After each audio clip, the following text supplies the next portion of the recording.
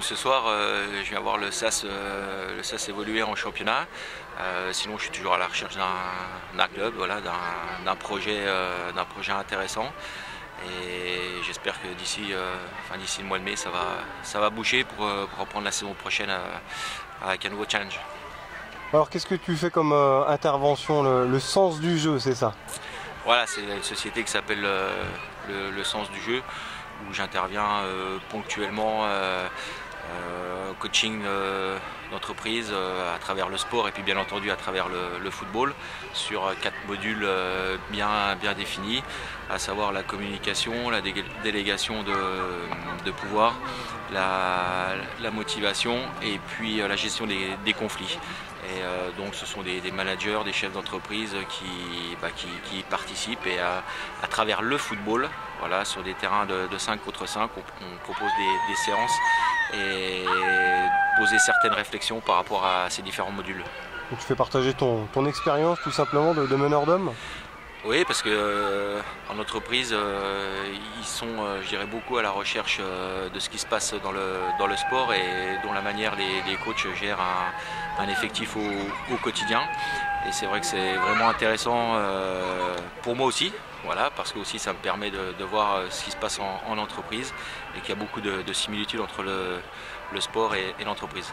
Comme de ces différents domaines que j'ai cités, où il peut toujours y avoir différentes interactions entre je dirais les décideurs et les employés, voilà, entre différentes personnes de l'entreprise, et puis surtout à chercher la manière la plus juste de coacher un groupe.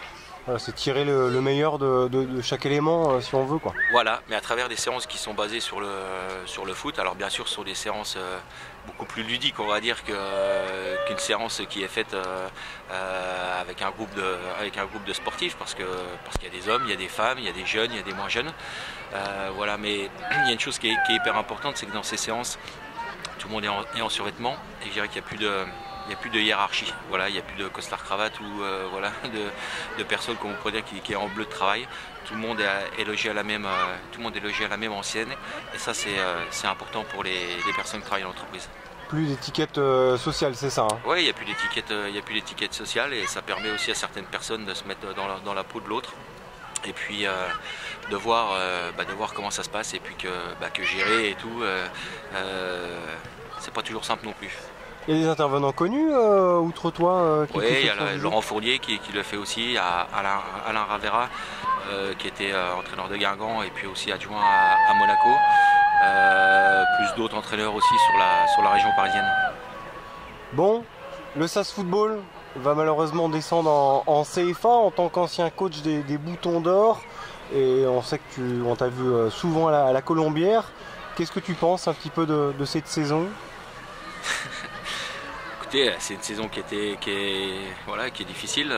Je l'ai connue aussi, hein, quand on est les 3 quarts du temps dans la charrette, c'est très compliqué mentalement. Voilà, alors maintenant, sportivement, il y a vraiment de grandes chances qu'ils descendent en CFA. Après, est-ce qu'il y aura des repêchages ou pas, je ne sais pas.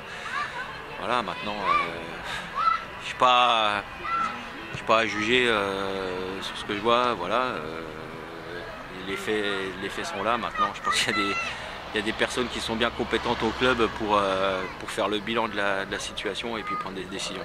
Justement, on prépare déjà la saison prochaine, là. Il y a des jeunes, il y a le petit gars notamment. On sent que on prépare déjà les prochains exercices, là. Qu'est-ce que tu as vu d'intéressant sur le terrain parmi ces jeunes? J'ai vu ce que j'ai vu, voilà. Après, je suis pas là pour juger et tout. Il y a de la qualité, quand même. Je suis là maintenant spectateur. Je suis là pour voir aussi les autres équipes. Je pense pas que mon opinion soit prépondérant pour. Non, mais t'es un homme d'expérience quand même. Oui, je suis un homme d'expérience. Maintenant, je suis pas à juger par rapport à la situation qui était la mienne. Donc voilà. Après, le club il fait ses choix. Voilà, c'est tout. Moi, je ne suis pas à épiloguer là-dessus. Comment t'expliques que le club fait le yo-yo entre le CFA et le national là, depuis c'est compliqué parce que budgétairement, il faut voilà. CFA en national, pardon, il faut être costaud dans certaines lignes. Il faut des leaders sur le terrain. Il faut des joueurs d'expérience. Il faut des joueurs qui marquent des buts. Il faut des buteurs. Nous, l'année où on a terminé 4e, on avait Asbabou qui marchait sur l'eau, il y avait Julien Jaillet. Voilà, il faut du monde qui soit capable de la mettre au fond.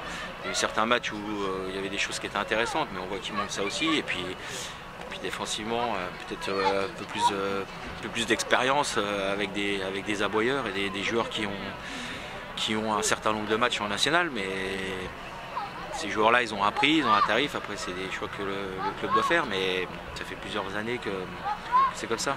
Tu as gardé contact avec des anciens joueurs? Est-ce que tu suis leur parcours? Ah, les anciens joueurs, oui, j'en ai régulièrement au téléphone. Des joueurs qui sont partis dans d'autres clubs. Voilà, j'ai gardé beaucoup de contacts et puis je suis leur parcours. Comme Sébastien Chéré ou d'autres? Sébastien Chéré, voilà, oui, comme d'autres, je peux dire, voilà, Sandy Payot, les Sénégalais aussi qui étaient chez nous aussi de temps en temps au téléphone. Voilà, comment tu vois la saison de Cherendoy? 9 réalisations avec Angers. C'est quelque part, on a fait du bon boulot au SAS. Ça rappelle des bons souvenirs. Donc voilà, puisqu'il arrive là, oui, ça rappelle de super souvenirs. Après, c'est des joueurs qui le méritent parce que ce sont des travailleurs. Voilà, on les aurait mis sous le terrain de 8h du matin jusqu'à 23h, ils y seraient. Donc, c'est des joueurs qui méritent ce qui leur arrive.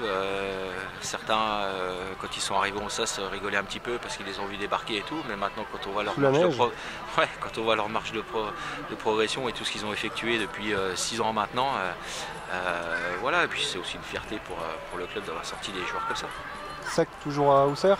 Sec toujours à Auxerre, oui. Et puis Christophe Diédiou à Créteil. Bonne continuation alors.